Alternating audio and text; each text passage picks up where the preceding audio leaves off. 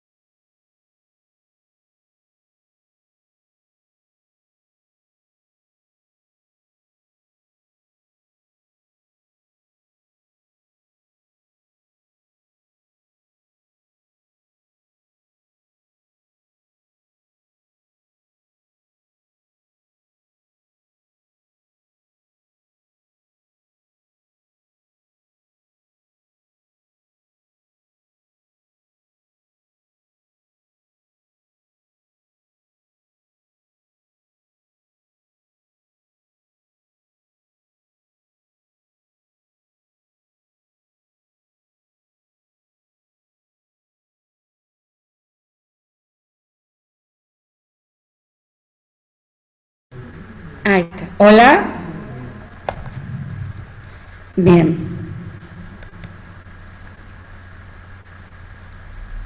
Fíjense si ven bien el pizarrón los que están por Zoom y avísenme.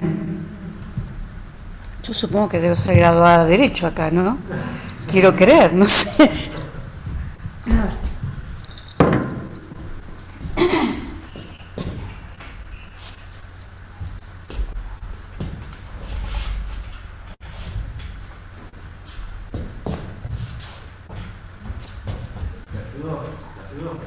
No. Espérate.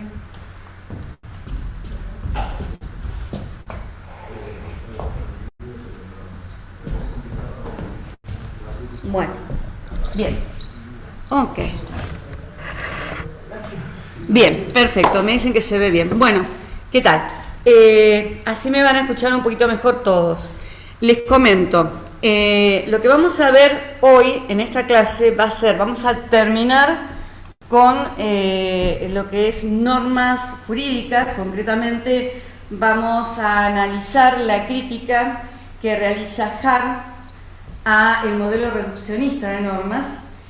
Vamos a hacer referencia también a la distinción entre principios y reglas de working. Y luego vamos a hacer un muy rápido repaso. Doctora, ¿prendió el audio? Sí. ¿Cómo? ¿Prendió el audio? Sí. Lo vi. Yo supongo que soy graduada en el audio, ¿no? Sí. Vale. Sí, ¿quiere que le ponga nombre? No, por favor. Pero... Después lo dejo ahí. Listo, vale. Entonces,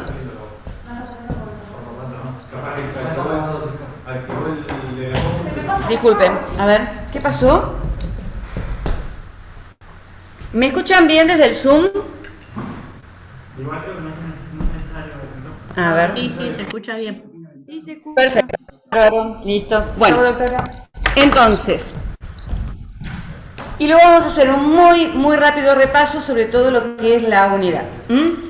Así que nosotros habíamos visto en la primera clase que dimos sobre norma jurídica el modelo de reduccionista de la norma. Concretamente habíamos estado analizando rápidamente Bentham y Austin y nos habíamos detenido en lo que es la concepción de norma jurídica de Hans Kelsen. Habíamos analizado la distinción entre el mundo del ser, del deber ser, el concepto de validez. Habíamos visto la importancia que da Kelsen a lo que es el concepto de sanción. Estuvimos viendo el tema de lo que es la sanción y la distinción entre la sanción dentro del ordenamiento jurídico. Y luego vimos cómo caracterizaba y dividía entre regla primaria y regla secundaria. Y cuál era el contenido de cada una de ellas. Ustedes deben haber visto con el doctor Gambini los conceptos jurídicos básicos. Estuvieron analizando todos ellos, eso quedó completo.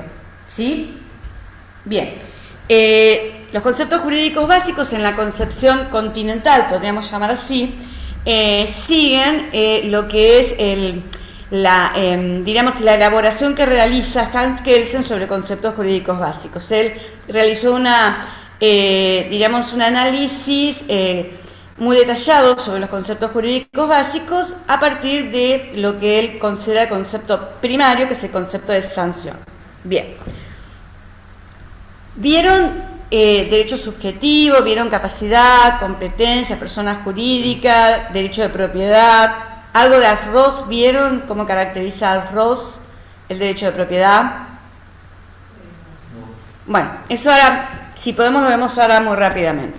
Bien, entonces, yo les dije en la primera clase que hay dos formas de caracterizar la norma jurídica. O adherimos a un modelo reduccionista en el cual lo que intentamos es que todas las normas jurídicas tengan una misma estructura o un mismo contenido, o sea, tratar de reducir a la norma jurídica a una estructura única o contenido único, como hacen Bentham y Austin, que consideran que todas las normas son mandatos generales emanados de un soberano, o que todas las normas jurídicas, para hacerlo, como Kelsen, que también es reduccionista, tienen que tener un determinado contenido y ese contenido es un acto coercitivo. Bien.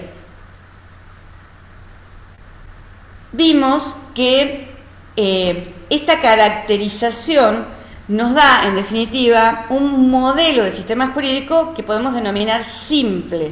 ¿Por qué? Porque para estos autores, ellos lo que hacen es caracterizar o individualizar a la norma que consideran jurídica y luego va a ser un sistema jurídico aquel que esté conformado en forma íntegra por normas que tengan esta estructura o este contenido. El tema que se plantea es que si nosotros analizamos las diferentes normas que aparecen en un sistema jurídico, vemos que no todas tienen la estructura o contenido de la cual hablan los autores que adhieren a esta posición reduccionista.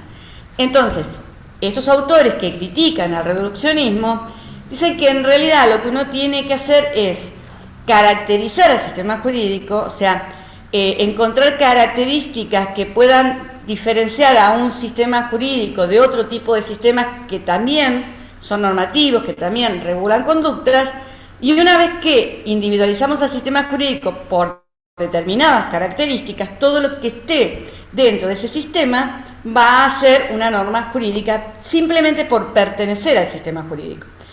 O sea, los reduccionistas caracterizan la norma y la norma es lo que le va a dar identidad a un sistema. En cambio, el resto de los autores, los que tienen una posición contraria, lo que hacen es identificar al sistema jurídico y lo que esté dentro del sistema jurídico, por estar dentro del sistema jurídico, va a ser indudablemente una norma jurídica. El autor que realiza una crítica más, destructiva y clara al modelo reduccionista es Herbert Hart.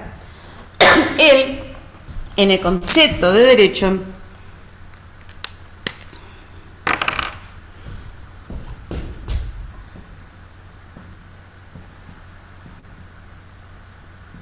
sobre el año 1961, hace un análisis y una crítica que se considera decisiva a aquellos autores que adhieren a esta posición reduccionista. Si bien la crítica de Hart está dirigida principalmente a Austin, que ya lo vimos,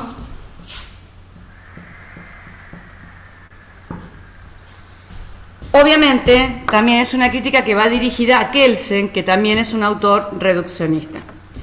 ¿Qué es lo que dice Hart? Lo primero que él advierte es que hay una distinción, por un lado, entre lo que es sanción y lo que es una nulidad de un acto jurídico. ¿Por qué?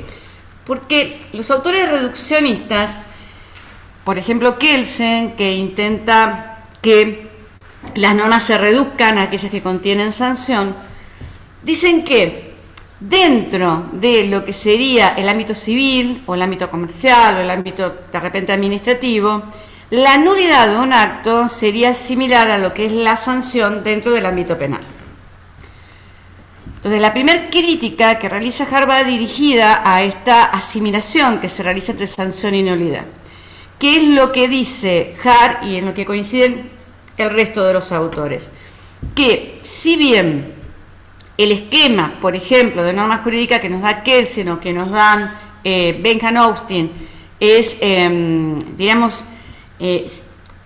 encaja dentro de lo que son las normas penales, nosotros obviamente observamos que dentro de los otros ámbitos del derecho esa estructura o ese contenido no termina de encajar, porque nosotros dentro del ámbito civil tenemos normas que, por ejemplo, determinan una determinada conducta, tenemos normas que definen una institución, como puede ser definir el matrimonio, tenemos normas que son técnicas, que dicen cómo realizar, por ejemplo, un testamento de manera correcta, tenemos normas que establecen potestades, o sea, que otorgan competencias o capacidades para crear normas, para modificarlas. Entonces vemos que no todas las normas que tenemos dentro de un sistema se pueden asimilar a las normas que encontramos dentro del ámbito del derecho penal. Es más, algunos autores dicen que en realidad el modelo reduccionista tiene una visión parcial del derecho. ¿Por qué? Porque lo ve a partir del momento del incumplimiento y dejan fuera del análisis de lo que es el sistema jurídico lo que es el cumplimiento regular de las normas, o sea, el cumplimiento voluntario. que lo que afirman los autores dicen que es la mayor cantidad, porque en general los ciudadanos consultan al ordenamiento jurídico para adecuar su conducta a las normas, para si quiero realizar un contrato, realizarlo adecuadamente, que sea válido, que lo pueda ejecutar, si consulta las normas penales para no cometer ningún ilícito y no tener un problema. Entonces, generalmente el ciudadano, por lo menos en los países o sociedades medianamente normales, nosotros somos una sociedad un poco particular en algunas cosas, pero en la sociedad sí, últimamente, bueno, en fin, no vamos a seguir hablando, pues me van a echar al diablo. No entremos en detalle. Bueno, entonces, diríamos, en las sociedades medianamente normales, obviamente, generalmente el sistema jurídico funciona como, la función que tiene es regular la vida en sociedad, incentivar la cooperación social, como bien nos dice Carlos Nino, y la gente consulta el ordenamiento para adecuar su conducta al mismo. Es más, algunos autores como Raz dicen que el tema de la coacción ni siquiera es una característica del sistema jurídico, porque dice que en una sociedad donde todo el mundo cumpla con las reglas, o si de repente tenés alguna controversia por la interpretación de alguna regla que se puede dar, vas y le consultás al juez y le decís, bien, tenemos esta divergencia respecto a esta interpretación, entonces el juez resuelve, y una vez que resuelve, las personas que fueron a consultarle, diríamos, adecuan su conducta a la interpretación que el juez realizó. Entonces dice Raz que ni siquiera, es necesaria la coacción como una nota distintiva, porque en las sociedades con cumplimiento voluntario esto no es necesario. Pobre. Después de 50 minutos en la parada. Quédate tranquila que después te llevo. Vos sabés que yo estaba acá, si no te hubiera pasado a buscar, porque... No pasa nada. Bueno. ¿Estás grabando de ahí? Sí, me la conectaron. Así que venite tranquila acá. Me dieron esto por si no se escuchaba bien. Ha llegado Lucía. Acá la tienen a ustedes para hacerle todas las preguntas, ir manejando todo esto bien, así que ahí está. Bueno, quédate y sentate por ahí. Bueno, entonces, volvemos a la distinción o la crítica que se le realiza a que no es lo mismo la sanción a lo que es la nulidad. ¿Por qué? Porque nosotros dentro del ámbito civil, por ejemplo, si sancionamos, no sé, decimos que se tiene que realizar un testamento hológrafo, que tiene que ser realizado de puño y letra de la persona, tiene que estar acompañado por 2 testigos, se tiene que protocolar una serie de requisitos. Y resulta que se hace con un solo testigo, no es de puño y letra, o falta un requisito. Entonces, ¿qué pasa? Ese testamento va a ser nulo. Ahora, ¿cuál es la distinción entre el acto al cual se le priva de efectos jurídicos con el acto que es sancionado porque se lo considera un ilícito?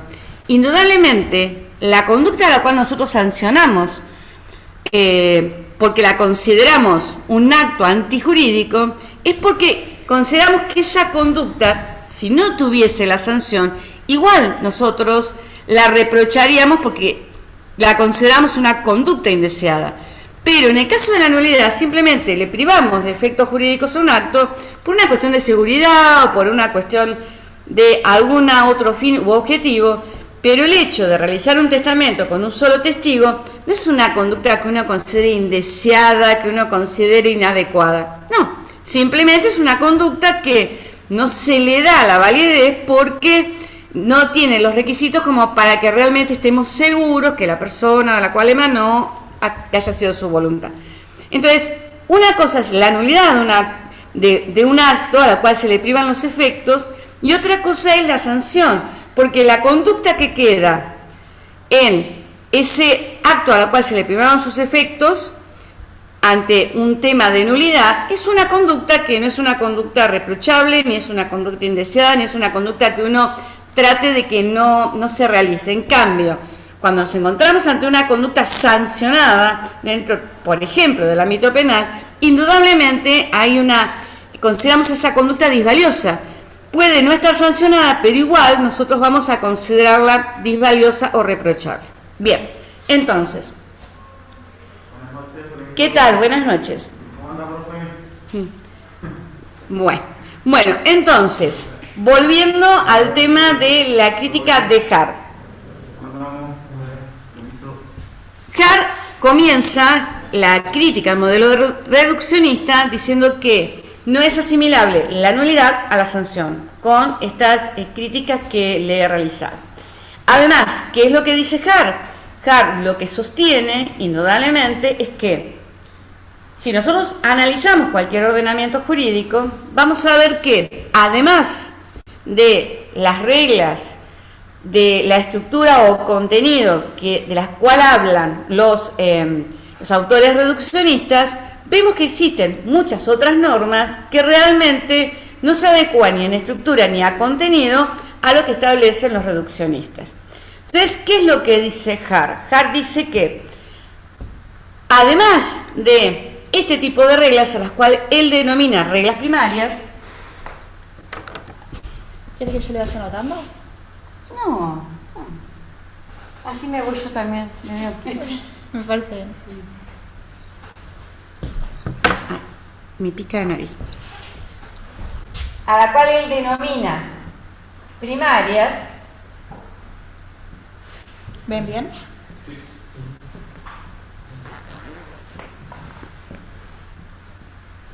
Hay otro tipo de reglas en los sistemas a las cuales denomina secundarias.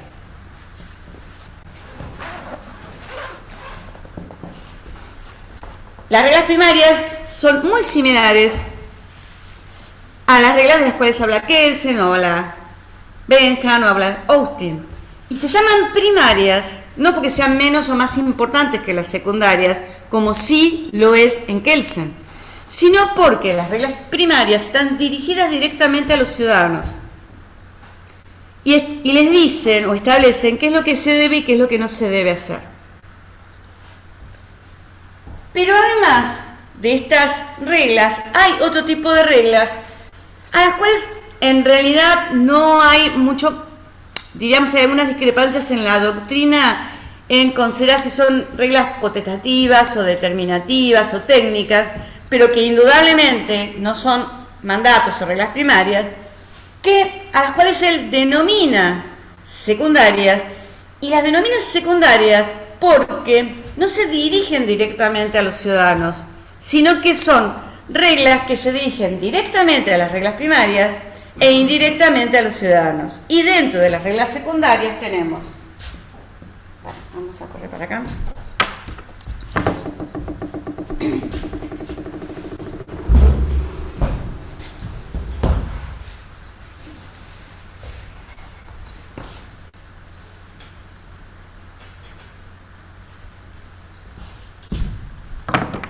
dentro de la secundaria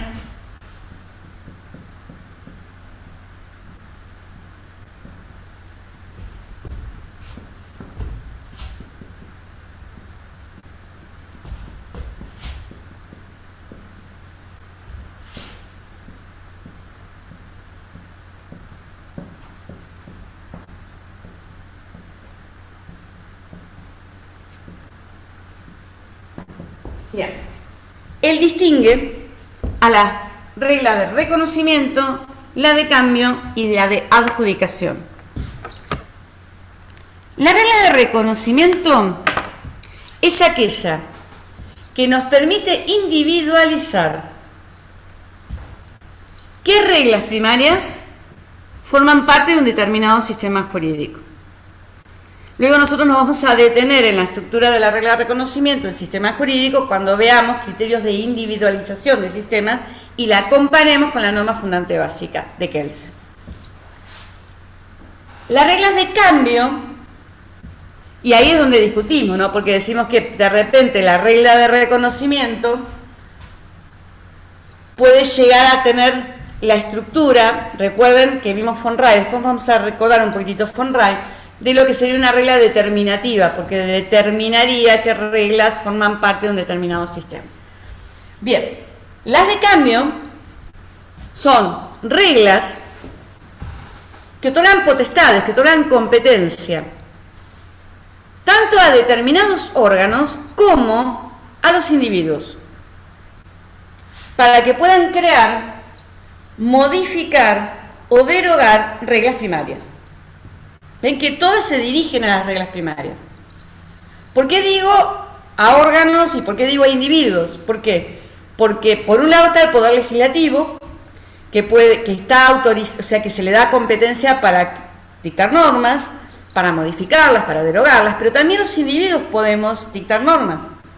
O sea, cada vez que una persona celebra un contrato, está dictando una norma que va a regir su relación con la persona con la cual contrata y que es tan obligatoria como lo es una norma dictada por el Poder Legislativo.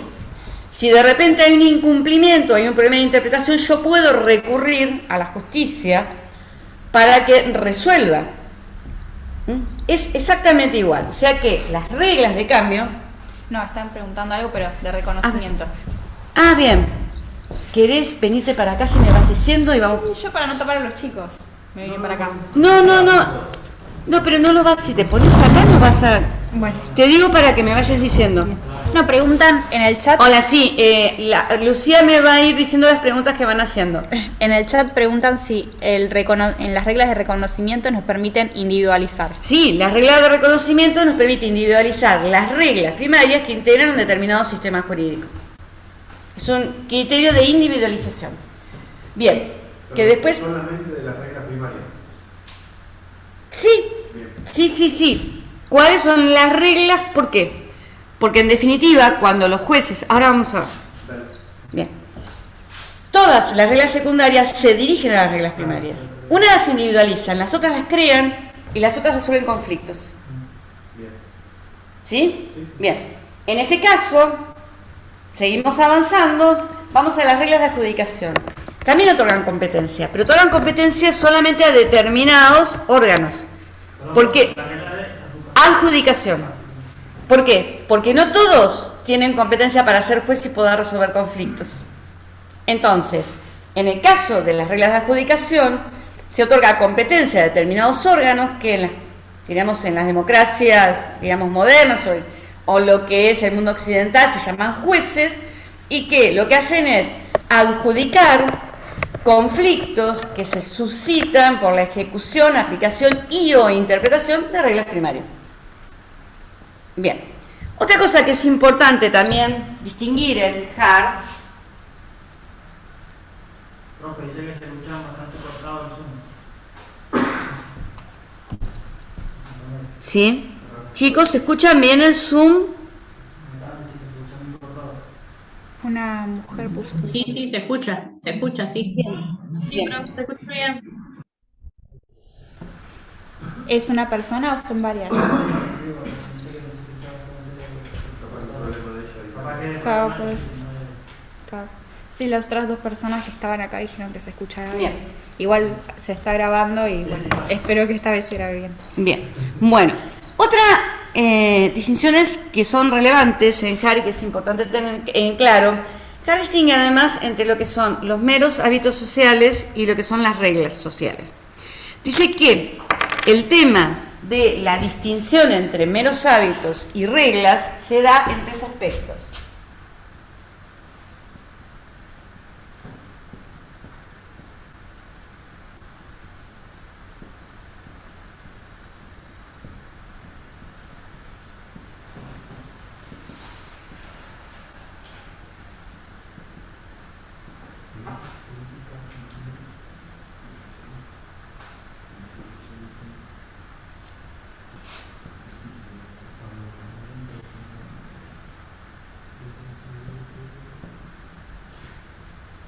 Bien. ¿Cuál es esta distinción? La distinción entre un mero hábito social y una regla social está dada en que existe una presión por parte de lo que es la comunidad para que la sociedad siga una determinada regla de conducta, una determinada conducta. A su vez, la crítica que se le hace a aquellos que se desvían de la conducta que la sociedad considera válida, consideran que esa crítica a la desviación es legítima. O sea, no solamente existe una presión para seguir una determinada conducta o una determinada regla, sino que además a quienes se desvíen de esa conducta o regla es legítimo criticarlos por ese desvío. Pero además, las reglas tienen un aspecto interno. Hart distingue entre lo que es, que ya lo vimos esto, el punto de vista interno y externo. ¿Recuerdan? De una unidad anterior. ¿Se acuerdan? Lo vimos cuando estuvimos analizando concepto de derecho y cuando estuvimos analizando las notas de fenómenos jurídicos. La distinción entre punto de vista interno y externo. ¿Qué es lo que dice Hart?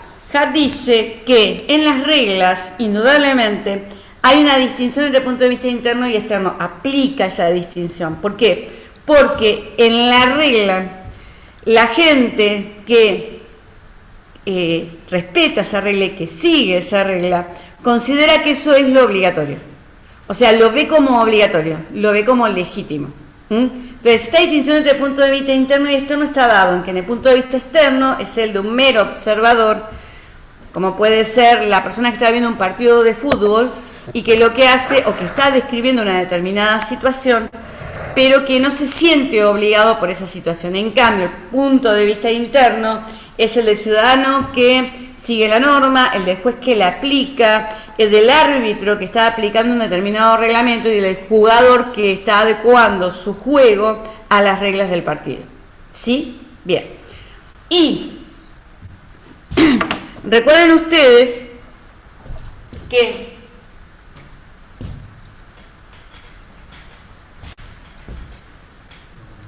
si nosotros analizamos y vayamos a von Wright, vieron que von Wright también hace una distinción entre, o sea, dice que la palabra norma es una palabra ambigua que tiene diferentes sentidos y a los cuales clasifica en sentidos principales y sentidos secundarios. Recuerden que dentro de lo que es los sentidos secundarios está la costumbre. Y la costumbre es en realidad conducta reiterada ante situaciones análogas con el convencimiento de la obligatoriedad. O sea, con este punto, con el aspecto interno, con que la persona que sigue una determinada conducta la considera obligatoria. En realidad, esta distinción que hace Hart entre meros hábitos y reglas sociales es una distinción que se adecua a lo que es una conducta, o lo que es una práctica social, lo que es regularidad de conductas, pero no nos sirve para caracterizar a todas las normas jurídicas. O sea, aquella norma jurídica que de repente es dictada por el Poder Legislativo y que de repente puede no ser acatada, y sin embargo es una norma jurídica. Bien, o sea, tenemos que... Es la otra discusión sobre por qué es obligatorio el derecho, que lo vamos a ver en sistema jurídico un poquito más.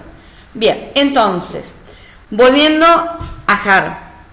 Bien, Hart es el que realiza la crítica más, diríamos, concreta y destructiva a lo que es la posición reduccionista.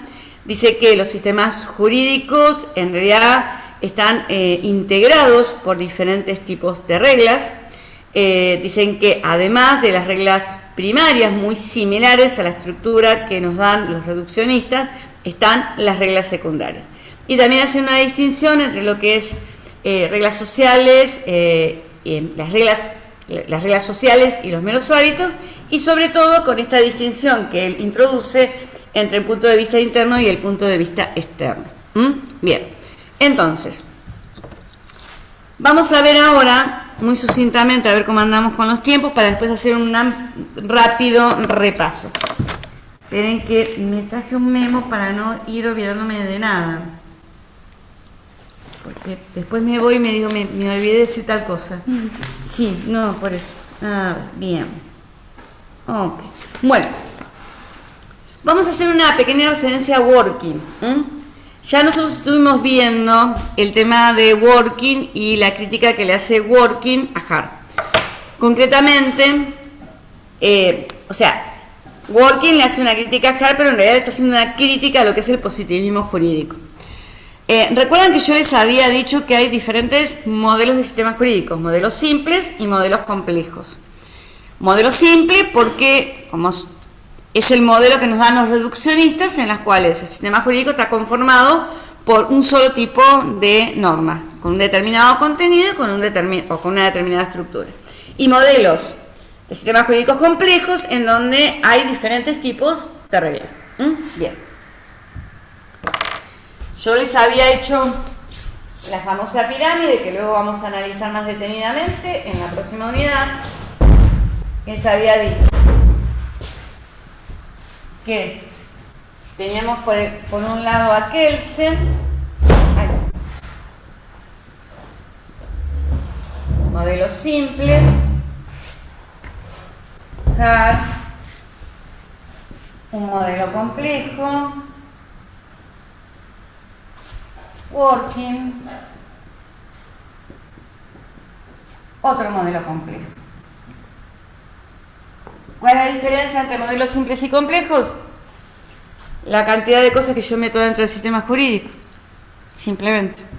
Entonces, es simple porque solamente está conformado por normas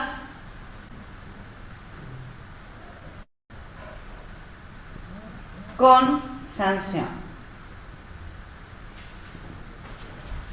Es complejo porque tiene reglas primarias y secundarias. Y este es más complejo aún porque tiene reglas primarias, secundarias y además tiene principios. Vimos que los principios son decisiones morales de autoridades del pasado y que tienen una diferencia con las reglas lógica y funcional.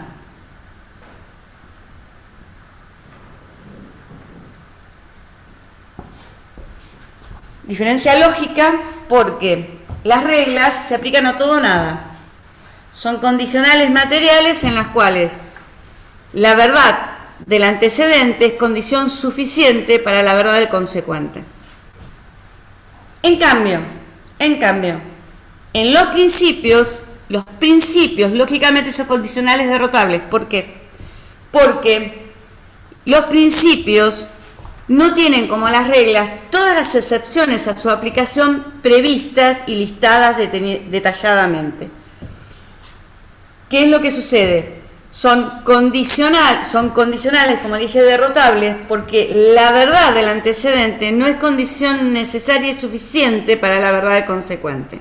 Pueden aparecer otras, diríamos, excepciones no previstas que hagan que, por más que el antecedente sea verdadero, el consecuente sea falso. Por ejemplo, caso muy claro, tenemos un auto.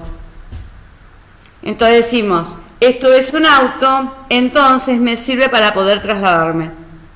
¿Esto es así? ¿Que sea un auto me sirve para poder trasladarme? Estas son todas las condiciones que resultan suficientes para que yo me pueda trasladar. ¿Estoy en un auto? No puede estar en un taller como me pasó.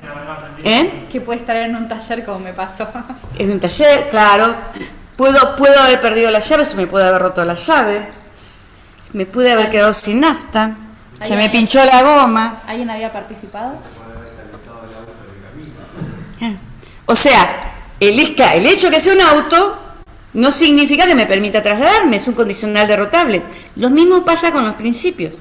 Son normas abiertas, son normas que no prevén todas sus condiciones de aplicación. Y puede suceder que ante una determinada situación no sean aplicables. No funciona. Pero además también hay una diferencia funcional. Es una cuestión de peso. ¿Qué es lo que sucede? Los principios además tienen una cuestión de peso de contenido para su aplicación. O sea, esto quiere decir lo siguiente, las reglas no. Las reglas, si una se aplica, desplaza totalmente a la otra. En cambio, con los principios le quita la validez. La termina dejando fuera de juego, diríamos.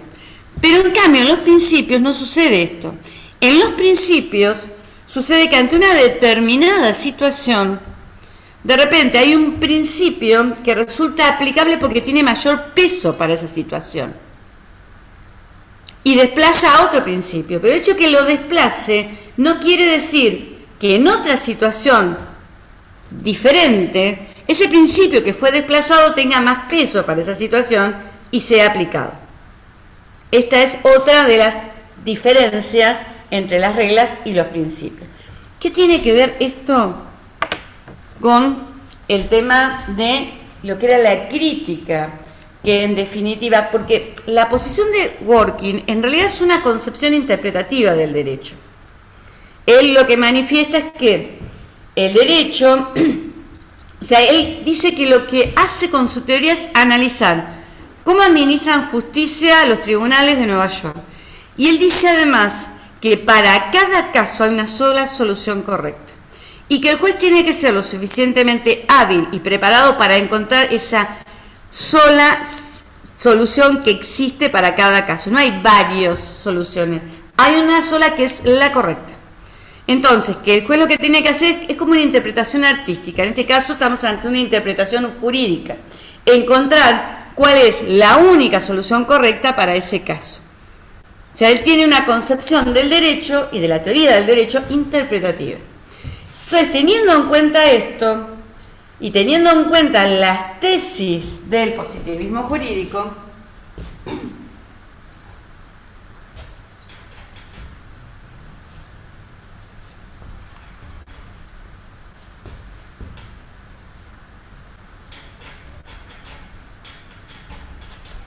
las tesis del positivismo jurídico, ¿ustedes recuerdan cuáles son las tesis? Tienen que saberlas ya, ¿no? ¿Vos qué opinás, Lucía? A ver, ustedes que están ahí, que están del otro lado, ¿cuáles eran las tesis? Ahí están participando. ¿Cuál? Una era la de la separación conceptual.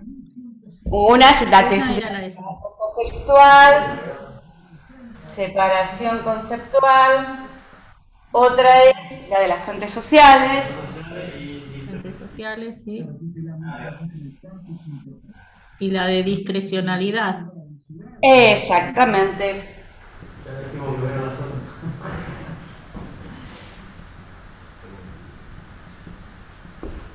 Y hablando de discrecionalidad, ¿ustedes qué opinan respecto de Dworkin, que dice que hay una sola respuesta correcta para cada caso?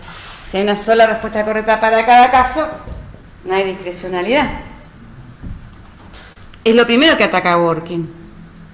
¿Qué es lo que dice Dworkin? Los jueces nunca tienen discrecionalidad. Porque si la solución no está en las reglas, pues ¿qué dicen los positivistas?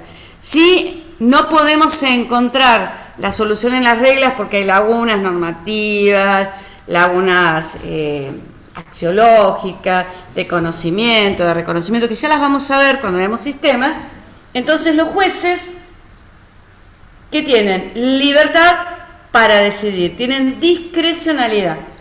Porque dicen, no. Los jueces siempre tienen que encontrar la única respuesta correcta. Y si la respuesta no está en las reglas, la tienen que buscar en los principios. Ok. Entonces, lo primero que ataca a Dworkin es la tesis de la discrecionalidad, pero sigue jorobando. ¿Por qué? Porque el sistema jurídico está formado por reglas y por principios. Se acabó la separación conceptual. Pero además, también se acabó lo de las fuentes sociales. Porque yo a las reglas las identifico por quién las dictó. Porque la fuente social dice que todo el derecho es derecho positivo porque emana de una autoridad humana. Pero yo a la regla, que para eso me sirve la regla de reconocimiento, las puedo identificar por la fuente social que la dictó. Pero los principios, ¿cómo los identifico? Por el contenido. Entonces, la regla de reconocimiento no me sirve como criterio de individualización también de los principios. Luego de esta crítica, ya lo vimos nosotros, cuando... ¿Tocó algo? ¿Algún No botón? sé, yo no fui. El micrófono estuvo apagado, le dijimos hoy que estaba apagado. Ah, ¿eso es lo que me decías? ¿Ahora está prendido? Sí. Es como que hace falso contacto. Ah, bien, entonces sigo hablando. ¿Me escuchan ustedes con o sin micrófono? Bien, me dicen que sí. Listo, es más fácil sin micrófono. Entonces, volvamos a working. Y volvamos entonces. ¿Qué es lo que hace working? Critica, empezando por el tema de la discrecionalidad, practicando todas las posiciones. Luego de esa crítica de working, nosotros vimos en sistema jurídico, en conceptos de derecho, vimos que el positivismo jurídico se divide en dos ramas: el positivismo jurídico excluyente y el incluyente. El excluyente, que sobre todo, más que nada lo sostiene Ras, también el doctor Rodríguez asume una posición de positivismo jurídico excluyente, defiende totalmente lo que es estas tres tesis de la separación conceptual entre derecho y moral, de las fuentes sociales y la discrecionalidad. En cambio, Hart se convierte en un positivista jurídico incluyente, porque él dice que la separación conceptual entre derecho y moral no es necesaria, sino que es contingente. ¿Qué quiere decir esto? Que en algunos sistemas jurídicos perfectamente se incluyen dentro del sistema los principios. Entonces, dice que no es que todos los sistemas jurídicos en el positivismo jurídico establecen esta distinción conceptual entre derecho y moral. Hay en algunos sistemas jurídicos en las cuales,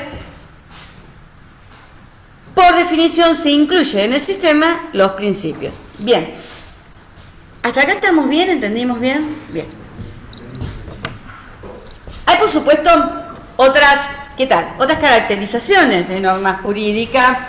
Tenemos, por ejemplo, cómo define la norma jurídica Achurrón y Bulín. Dice que una norma jurídica es aquella que correlaciona un caso con una determinada solución normativa, que puede ser de prohibición, permisión u obligatoriedad. Entonces vemos que no todas las normas jurídicas son mandatos que contienen una sanción.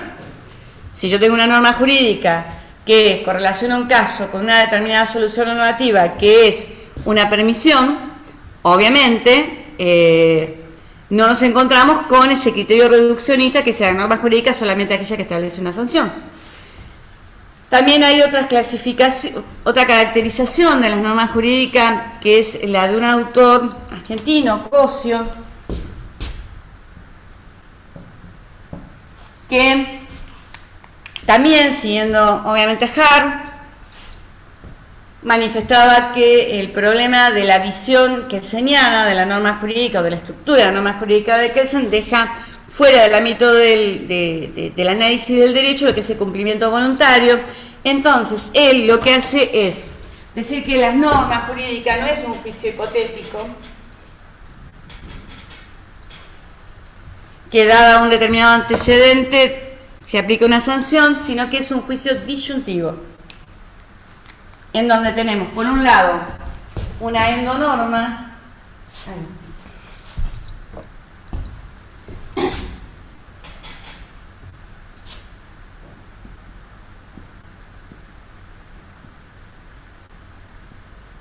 o una perinorma.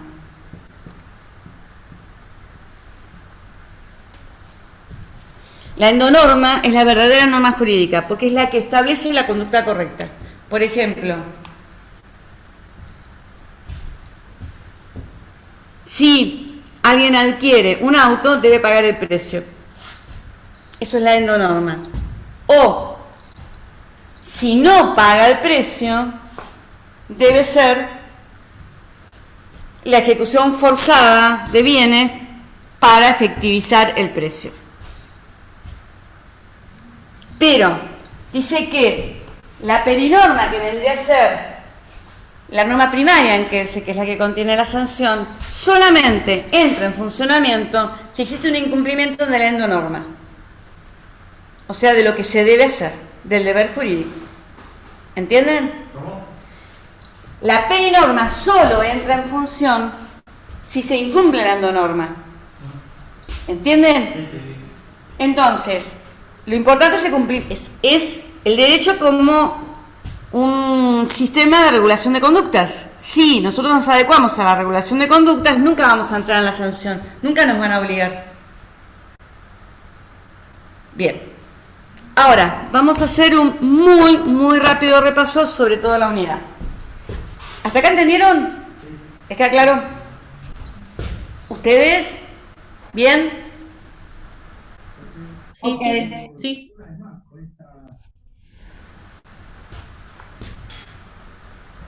Bien. Entonces, ¿qué vemos en esta unidad? Comenzamos por los criterios reduccionistas de norma.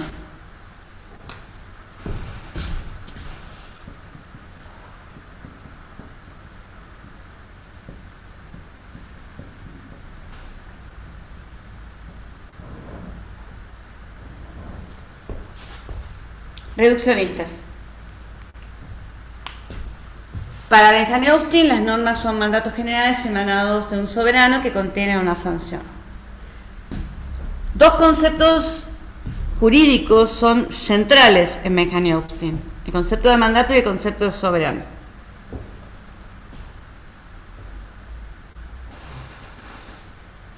Para Kelsen, la norma jurídica es aquella que contiene una sanción. Si no contiene una sanción, primero decía que era una norma incompleta en donde teníamos que encontrar en alguna parte del ordenamiento jurídico la sanción, y después en realidad dice que en realidad son normas no independientes porque están dependiendo de alguna norma donde sí podamos encontrar una sanción. Indudablemente esta posición reduccionista es insuficiente ante lo que es realmente el contenido de un sistema jurídico y el funcionamiento de un sistema jurídico. Vimos en Kelsen la distinción entre el mundo del ser, el deber ser, el hecho que las normas jurídicas están dentro del mundo del deber ser y que si bien nacen de un acto de voluntad humana, se independizan de ese acto de voluntad, y quien le permite mantener esa vida, esa existencia, es un concepto al cual él denomina el concepto de validez, que es la existencia específica de la norma. Kelsen, y acá vamos a ver, hace una clasificación entre normas categóricas y normas hipotéticas. Las normas categóricas son, por ejemplo, las sentencias judiciales. Las normas hipotéticas son aquellas normas en general emanadas del Poder Legislativo. Y respecto a las normas hipotéticas, hace una distinción entre reglas primarias y reglas secundarias. Y de la estructura de la regla primaria nosotros vamos a deducir todos los conceptos jurídicos básicos, como se los debe haber explicado muy bien el doctor Gambini. Por ejemplo, vamos a poner un ejemplo de norma primaria. En Kelsen tienen que tener en cuenta que la distinción entre norma primaria y secundaria realmente es una distinción de importancia. ¿Por qué? Porque para Kelsen la verdadera norma jurídica es la norma primaria. La norma secundaria no es una norma jurídica, es un mero derivado lógico de la norma primaria. Pero la verdadera norma jurídica es la primaria porque es la que contiene la sanción. ¿Ok? Bien. Entonces, por ejemplo,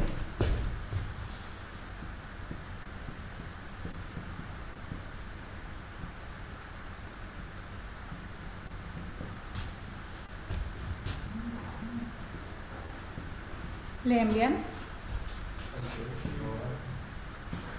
Al que robare debe ser prisión o reclusión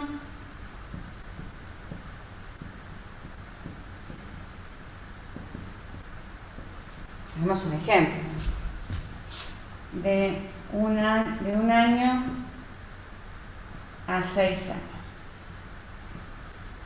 Bien. Bueno, esta es la norma primaria para Kelsen. ¿Qué encontramos en la norma primaria?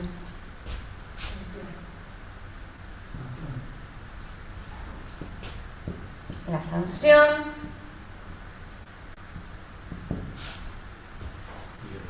sanción, y el acto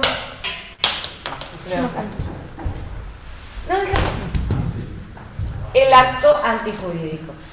Bien. Para Kelsen, gracias. Para Kelsen, me voy a poner porque estoy viendo el frío. Es un frío terrible aquí. Sí. No me falta que me agarre gripe y que me la confunda con... Me di la segunda vacuna de COVID. Espero que no me agarre, pero no sería... Llego a casa y me tomo un paracetamol por las dudas, porque la verdad sí, hace frío. Bueno, La sanción para Kelsen, ese concepto primitivo, ¿por qué? Porque de este concepto, directo o indirectamente, se derivan el resto de los conceptos jurídicos básicos. ¿Qué características tiene el concepto de sanción? Lo deben haber analizado. Consiste en la privación de un bien. Ese bien debe ser valioso para la sociedad en general, no para la persona individual, porque de repente si tenemos a alguien que quiere estar detenido porque, por ejemplo, en prisión tiene comida, está protegido, o porque tiene un amigo. Sí, no, hay una... También, hay una real. No, en serio, no es un tema. No es verdad. No, la canción de Sui Generis también lo decía. No, real, que pasó acá en Mar del Plata y que tuvo un problema con un defensor oficial. Una persona que estaba cumpliendo una pena de privación de la libertad, que esto es cierto, finaliza la pena y tiene que estar en libertad. Entonces le dicen, bueno, termina, ya está. No me quiero ir. Entonces, ¿cómo? No, me quiero quedar, qué sé yo. Bueno, ¿qué hacen? Lo llevan a ver al defensor oficial que le tocaba y le pregunta, escúchame, conocíame. ¿Por qué no querés? No, porque yo estoy muy bien acá, estoy en pareja, me quiero quedar. No, pero el problema es que terminaste, lamentablemente tenés que salir.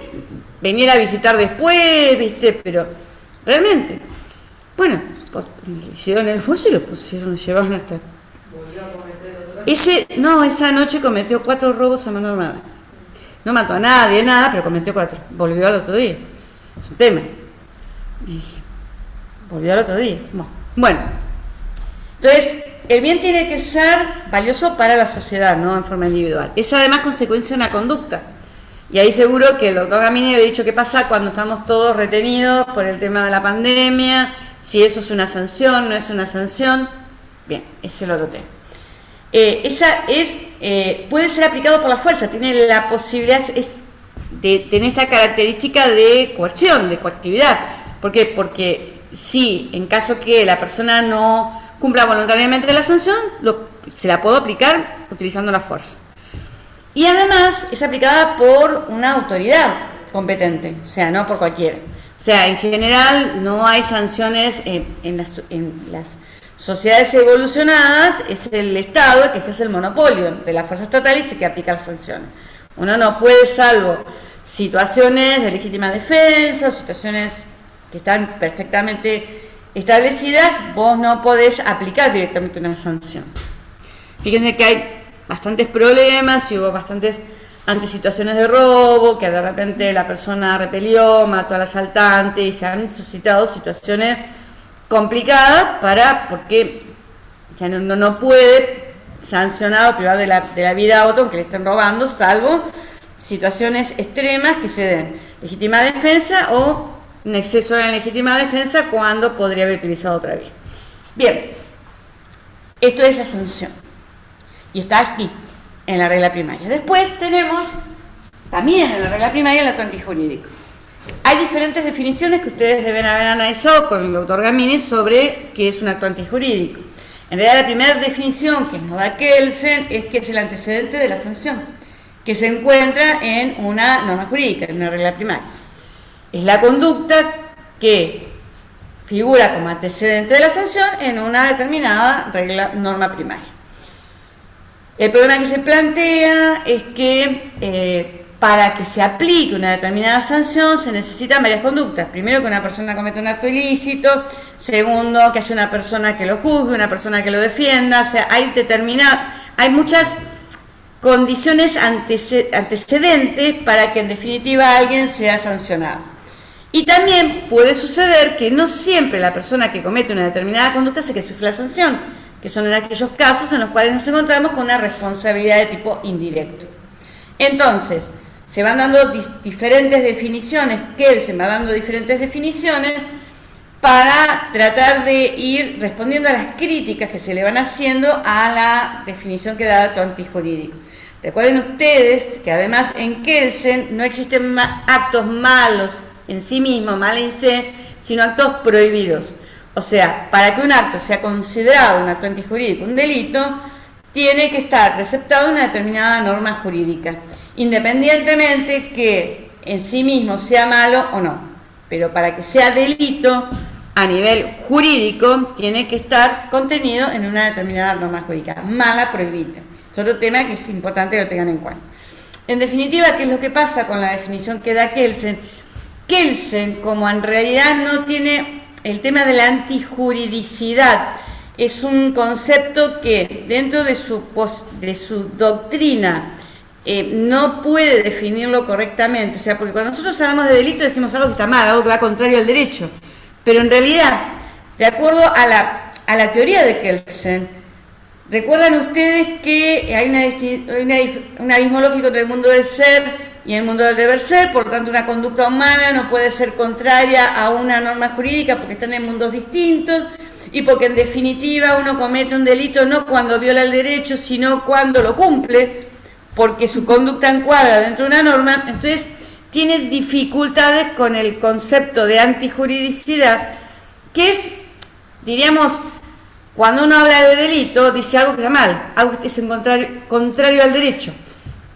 Como además para él el deber jurídico ni siquiera está en la norma jurídica, sino está en la norma secundaria, existe un problema en dar una definición de delito, de acto antijurídico, que realmente sea el concepto que en la calle o la doctrina penal recepta como definición de delito, independientemente de las diferentes definiciones que dieron. Bueno, a su vez, en la norma secundaria vamos a encontrar otros conceptos jurídicos. En la norma secundaria, que es un mero derivado lógico, encontramos el deber jurídico. ¿Qué es el deber jurídico?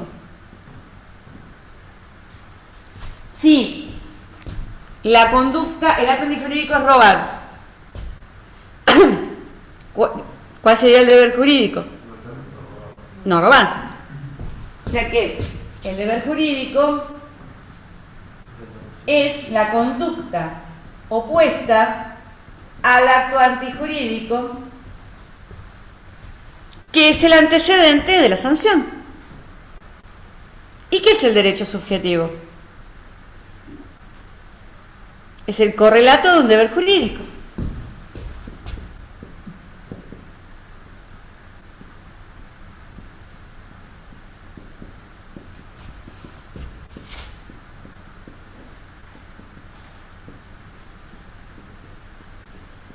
¿Por qué? Porque para que alguien tenga un derecho subjetivo, alguien tiene que tener un deber jurídico hacia él. ¿Por qué? Porque obviamente la posición positivista y la de Kelsen identifica el derecho subjetivo con el derecho objetivo. O sea, uno solamente va a poder tener un derecho siempre y cuando existe una norma jurídica que le otorgue ese derecho. Y hay diferentes acepciones de derecho subjetivo. 6.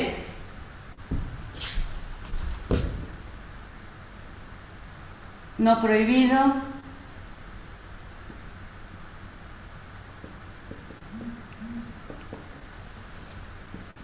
Como autorización. Como correlato, esto es en sentido estricto, de una obligación activa o una obligación pasiva.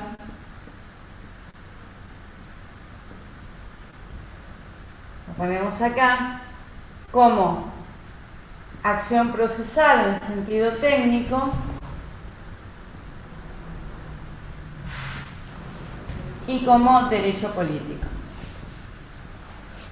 Recuerden que como equivalente a no prohibido, ahí nos encontramos con el principio de clausura, todo lo que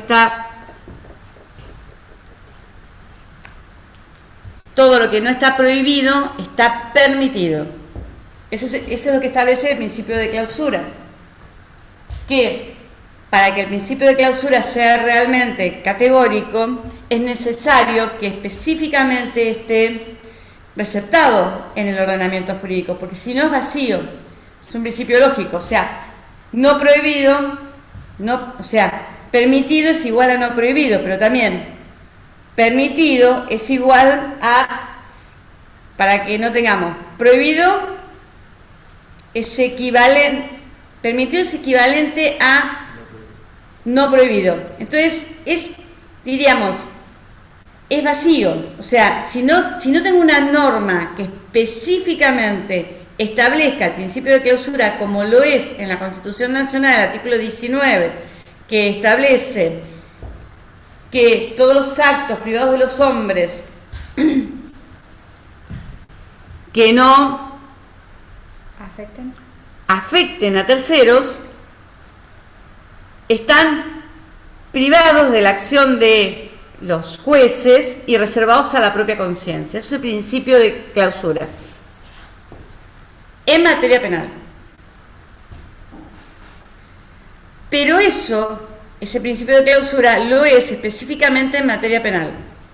Y realmente es un principio, digamos, categórico, porque se encuentra en un ordenamiento siempre y cuando el ordenamiento específicamente así lo recepte. Si no, es un principio que en realidad es tautológicamente igual, o sea, no prohibido es equivalente a no prohibido. O sea, permitido es equivalente a no prohibido, y no prohibido es equivalente a no prohibido, por intercambio de operadores deónticos. No agrega nada. Y permitido es equivalente a permitido, no prohibido, no prohibido. Bien, entonces, autorización es otro de los sentidos del derecho subjetivo, cuando específicamente se establece una determinada autorización a alguien para realizar, por ejemplo, una concesión que se le otorga a alguien, como equivalente, como correlato de una obligación activa y pasiva es realmente el derecho subjetivo en sentido estricto. Como correlato de una obligación activa es cuando una persona tiene hacia mí un deber, o sea, tiene que cumplir hacia mí una prestación positiva. En cambio, como correlato de una obligación pasiva es el hecho que toda la sociedad tiene que respetar, por ejemplo, mi derecho de propiedad y no tiene que interferir. Como acción procesal es cuando tenemos la posibilidad de recurrir a la justicia para el caso en el cual tenemos una afectación de un determinado derecho y tenemos la posibilidad de tener acción procesal para que un juez intervenga. Y como derecho político es lo que estamos ejerciendo ahora de votar, de elegir y ser elegidos. Bien. Sigamos con los derechos, los conceptos jurídicos básicos. Hasta acá vamos bien, vemos que todo viene de sanción. El acto antijurídico es el antecedente de la sanción, el deber jurídico es la conducta opuesta al acto antijurídico, que es el antecedente de una sanción, y el deber jurídico es el correlato. Y el derecho subjetivo es el correlato de un deber jurídico, que es la conducta opuesta a un acto antijurídico, que es el antecedente de la sanción. Todo eso así. Así es así. Es así. O sea, si ustedes tienen esto, lo van viendo. ¿En serio? Es fácil. Salimos de acá, vamos subiendo. Pero hay más conceptos jurídicos básicos que están relacionados con la sanción. ¿Por qué? Porque cuando alguien es responsable jurídicamente para Kelsen, ¿cuándo? Jurídicamente para Kelsen. Una persona es responsable jurídicamente para Kelsen cuando es susceptible de ser sancionado, cuando se le puede aplicar una sanción. Ahí tenemos responsabilidad directa, responsabilidad indirecta, responsabilidad subjetiva, responsabilidad objetiva, que se lo ha explicado muy bien el doctor Gamini. ¿No? ¿Qué opinan? ¿Bien? Bueno, estoy muerta de frío. Entonces, como ven, también la responsabilidad está directamente relacionada con la sanción. Porque en el ámbito jurídico, si no tenés la posibilidad de que te apliquen una sanción, no sos responsable. Bien. También observamos que hay otros conceptos jurídicos que están relacionados también con la norma jurídica y con el concepto de sanción, pero que, ¿recuerdan que cuando vimos norma jurídica de Kelsen, hablamos de los ámbitos, de los diferentes ámbitos de validez que tiene la norma? Y hablamos del ámbito material, del ámbito personal, del temporal, no es que estamos hablando de, y el espacial. Temporal pasa como que fuera a llover, y espacial, bien. Conceptos jurídicos relacionados con el ámbito material, sanción, algo antijurídico, la conducta, el deber jurídico, el derecho subjetivo, con el ámbito personal. Capacidad, competencia, imputabilidad.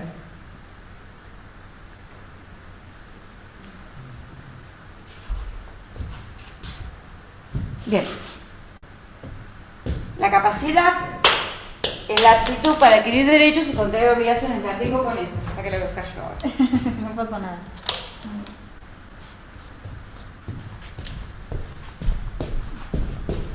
Y esto, hablamos de capacidad dentro del ámbito civil, comercial. Es la posibilidad de actuar dentro del mundo del derecho, es la posibilidad que tenemos de poder celebrar contratos, es la posibilidad que tenemos, además, porque para que a vos te aplique una sanción tenés que ser capaz también. O sea, la capacidad está relacionada con la responsabilidad,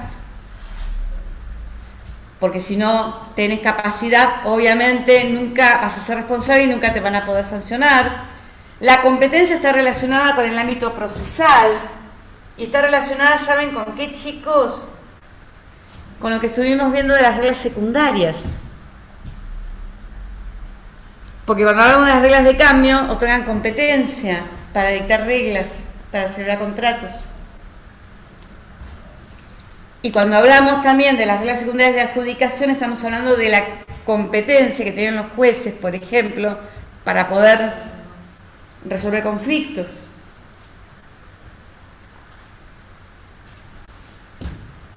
Y la imputabilidad está relacionada con el ámbito penal. Y está relacionada directamente con la posibilidad que si yo cometo un acto antijurídico me puedan sancionar. Porque para cometer el acto antijurídico yo tengo que estar en pleno uso de mis capacidades mentales, comprender la criminalidad del acto que estoy cometiendo, poder dirigir mis acciones, y además también la imputabilidad está relacionada con la edad. Nosotros tenemos, diríamos, una determinada edad en la cual la persona es imputable y a partir de la cual ya no lo es, que es una edad bastante elevada, los 16 años. ¿Por qué elevada? Porque en realidad la distinción entre lo que está bien y lo que está mal es una distinción que uno adquiere desde pequeño, diríamos. Un nene sabe si rompió algo. ¿Vieron lo que es el nene? Rompió algo. Nene de 3, 4 años. ¿Qué pasó? Se rompió. ¿O no? Se rompió.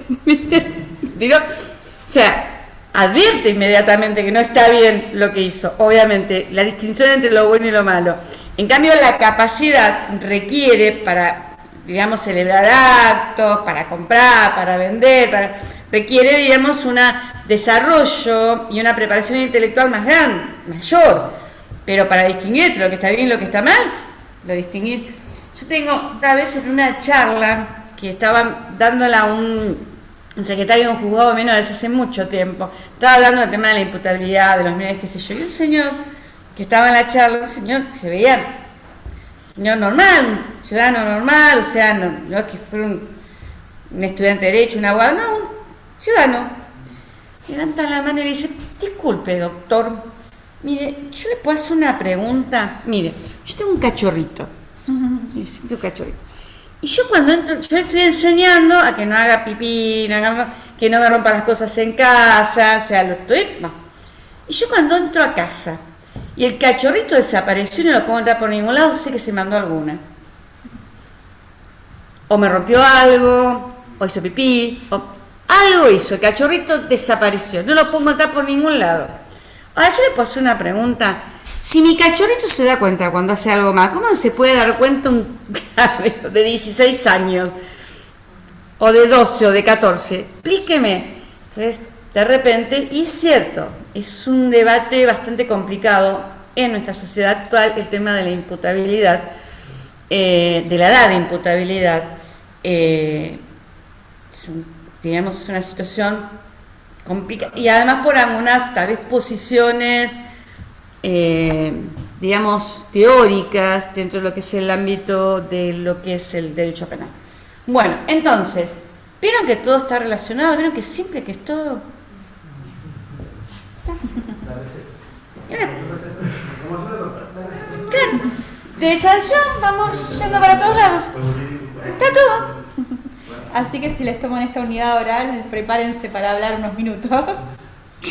Profe, con el tema que te dice con la imputabilidad de la edad, si un niño de 6 años mata a una persona con una pistola sin saber qué era, lo dispara, Sí. ¿quién sería el que pagaría por los casos? No te escucho bien, que una persona dispara sin saber de la... Un niño de 6 años agarra una pistola sin tener noción y dispara, mata a una persona. Sí. Tú dirías los gastos. ¿Quién sería responsable? O sea que no te alcanzo a... Dice ¿Cómo? si un chico de 6 años con una pistola sin Ah. controlar mata a alguien. Así su No, papá pero un es responsable. chiquito de 6 años, obviamente, realmente es muy pequeño. Ahí no, eso es muy pequeño. Yo te estoy hablando de repente, ya preadolescentes o adolescentes que sí ya tienen otra capacidad. Un chiquito de 6 años, indudablemente inimputable. Después que ese niño crezca, tiene que pagar cárcel igual. Cuando crece, que lo juzgás por el hecho que cometió.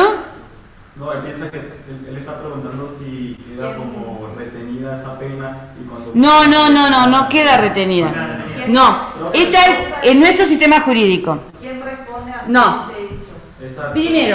Primero, la responsabilidad penal es directa. Vos penalmente solamente podés responder por actos propios. No hay responsabilidad indirecta dentro del ámbito penal. Primer tema. Aunque hay algunas posiciones que están diciendo que responsabilidad de los papás por la falta de cuidado respecto de los chicos. Si hay una responsabilidad indirecta respecto de los daños que ocasionan los menores de edad por parte de los padres. Esto sí, pero es a nivel civil y es en cuanto al resarcimiento por los daños que ocasionó la conducta del hijo. Y es por la falta de cuidado, la falta de previsión. Como por ejemplo... Pero daños y perjuicios, que es otra cosa. Ahora, penalmente, el menor de 6 años que cometió un hecho no se lo puede juzgar cuando llega a la mayoría de edad en nuestro ordenamiento jurídico. Pero sí se hace en otros ordenamientos jurídicos. Que se espera que llegue a la mayoría de edad y ahí se lo juzga. Y en el caso de una cuota alimentaria que, por ejemplo, si el padre no la paga, se lo inician a los abuelos. Es subsidiario a los abuelos. Y además tiene que demostrar que realmente no le paga y no hay posibilidad de cobrar. Y además los abuelos no responden la misma. Los abuelos, ojo, si bien es subsidiario, no son garantes del papá. No son garantes. O sea, no son garantes de... O sea, tengo el papá y voy contra los abuelos paternos. Ojo, que vos en realidad tenés que demostrar, si vas contra un determinado abuelo, que los otros también están en peor posición y que tampoco pueden cumplir. O sea, no es que vas directamente, estoy casualmente con un tema con eso y lo tengo bastante estudiado, que me están demandando a la abuela, una abuela paterna, una nieta a la cual ni siquiera conoce porque no tiene relación ni con el hijo ni con... tiene una relación bastante particular, que ya es una persona grande, que está jubilada con problemas de salud bastante importantes, tiene una jubilación mínima y la está demandando la nieta, que ya tiene 21 años. No, el tema es que la empezó a demandar cuando tenía 19, casi 20, a ella y al padre. El tema es que recién le notifica cuando ya tiene 21 años y además no es clara la demanda. Yo ya le hice caer por un lado, pero me dijeron que le van a seguir el juicio por las cuotas de los 19 años y 20 meses y 10 meses que tenía hasta que cumplió los 21. Y que tiene que iniciar otra acción por los alimentos que se ven entre los 21 y los 25 si estás estudiando, pero ahí ya no es responsable la abuela. Entonces yo ahora lo que acabo de plantear es una caducidad. Porque digo que además no demostró y además que necesitaba, porque la verdad no activó mucho el expediente, pero además que no activó el procedimiento, ella dice que su abuela materna la mantuvo y que también su mamá. Entonces, ¿qué pasa? O sea, está en mejor condición la abuela materna que la abuela paterna. Por lo tanto, demandala. Y si no la estás demandando, jorobate. Así que es todo un tema. Esto igual es de responsabilidad civil, no es de penal. Por eso es que ahí sí podés, digamos, como pagar por otra cosa que no hace. Hay responsabilidad, obviamente, indirecta y subsidiaria, pero no es garante. Andás con te debe interesar el tema, un tema. Ahí. Se viven en familia. Sí, eso es Se viven familia. en familia, que están un montón viendo casos así, está bueno.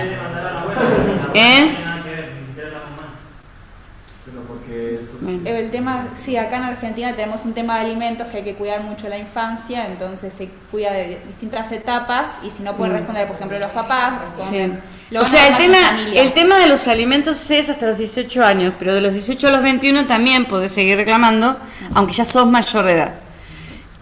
Y funciona en forma directa, o sea, la responsabilidad tiene como cosa la responsabilidad parental y vos podés hacerlo contra los padres, que son los obligados directos, y en forma subsidiaria podés reclamar a los abuelos, siempre y cuando demuestres que ambos, porque no solamente el papá no tiene que poder pasarle, tampoco la mamá, para que vos puedas ir contra los abuelos. ¿Qué me querías preguntar? No, yo quería preguntar, de los 18 a los 21, ¿la cuota alimentaria es más baja? No. Y de los 21 a los 25 siguen los alimentos siempre y cuando vos digas que estás estudiando y que no te los podés procurar porque te lleva mucho tiempo el estudio, y en ese caso solamente podés demandar a los obligados directos, que son los padres, porque la responsabilidad de los abuelos es una responsabilidad que no tiene su causa en la responsabilidad parental, sino en las relaciones familiares. Y en las relaciones familiares vos no estás obligado a solventar los estudios de un mayor de edad, solamente cuando es menor de edad. Yo quería preguntar, Sí. digamos, Kelsen, volviendo, ¿no? Sí. Intentando volver. Kelsen analiza un sistema jurídico norteamericano. ¿Cómo? Kelsen analiza un sistema jurídico norteamericano, Estados Unidos. Kelsen analiza... Hoy comentaba que analizaba un sistema jurídico de Nueva York. No, Working. Working, ¿qué es lo que dice? Working es un autor que dice, porque viste que dicen, la teoría de Working, qué sé yo. O sea, yo a ustedes les expliqué que nosotros cuando estamos acá hablando de teoría del derecho, estamos hablando de teoría del derecho dentro del mundo occidental y cristiano, que regula la conducta a través de este sistema que es el derecho, que es un invento de los romanos. Dentro de este sistema que es el derecho como sistema de regulación de conductas de la vida en sociedad, vemos que hay dos subsistemas: el sistema de common law, derecho común, y el sistema continental romanista, que tienen algunas diferencias. En el sistema continental romanista, la principal y casi excluyente fuente de derecho es la ley escrita, codificada, la manada del Parlamento. En cambio, en el sistema de common law, la principal fuente de derecho es el precedente judicial. Si ustedes ven cualquier película norteamericana, van a ver que el juez, el abogado defensor, el fiscal, lo que busca es el caso, repertorio de casos. Busca el caso que resulta aplicable a esa situación. Entonces, eso es lo que hace y así analiza el sistema jurídico Working. Él toma un caso testigo y va viendo cómo se resolvió y va de ahí viendo qué principios se aplicaron, si se aplicaron reglas, y de ahí va elaborando su doctrina. Entonces, él en realidad, lo que es la teoría que él va elaborando, la va elaborando de casos prácticos. Creo que consultó por Kelsen. ¿Qué? Por Kelsen consultó. ¿Kelsen? Claro, consultó si Kelsen sigue el sistema de common law. No. Kelsen en realidad es un autor que formó parte de lo que es el Círculo de Viena es un autor que viene de la Europa continental e independientemente que estuvo viviendo un tiempo en Estados Unidos en el periodo de guerra, es un autor que encuadra dentro del sistema continental romanista. Sí, dentro del sistema de Common Law, autores son Hart, es el mundo anglosajón, Hart, Working, Ras, and Ross, todos forman parte del mundo anglosajón. Que si ustedes ven, hay una, respecto de la concepción de los conceptos jurídicos básicos, la elaboración que realizan difiere de la de Kelsen, que es el sistema continental romanista. Y hace algún tipo de referencia el doctor Rodríguez y también Nino sobre otras caracterizaciones de conceptos jurídicos básicos que están relacionadas con el mundo, sobre todo anglosajón, como por ejemplo la de Hoffel, que en realidad dentro del mundo anglosajón se centran más en la elaboración de los conceptos jurídicos básicos a partir de, no de concepto de sanción, sino de deber jurídico. Centran, diríamos, como concepto relevante el de deber jurídico y de ahí van realizando diferentes relaciones entre conceptos correlativos y conceptos opuestos como hace Hofer. Hay una distinción en cuanto a lo que es el análisis y por esa razón es que Working dice que en realidad su teoría del derecho es una teoría interpretativa, lo que analiza es cómo administran justicia. La Universidad de San Andrés es una universidad que tiene como base el análisis de casos y tiene como base, diríamos, el sistema de Common Law. Doctora, son y 43, no sé si queda algo para ver y repasar. No, creo que ya estamos bien, con esto más o menos hemos ya hecho, bueno, y después lo que vimos hoy sobre la crítica de Hart al modelo reduccionista y también la relación entre Hart y Working, más lo que vimos de otras caracterizaciones de normas jurídicas. ¿Les quedó claro? Bueno, esto es una pavada, como vieron. Así que, ¿no? ¿Vieron? Es una pavada. Si ustedes lo tienen así, no sé por qué se me ríe esta chica ahí, que se me ríe hasta por el Zoom cuando digo que es una pavada. Bueno, chicos, a los del Zoom, chau, chau. Doctora, muchas gracias. Chao, Lucía, muchas gracias. Sí, nos vemos. A ver, creo que con grabación. Para voy a preguntar a Brandon antes de cortarlo por las dudas. Sí, para poder grabarlo. Sí.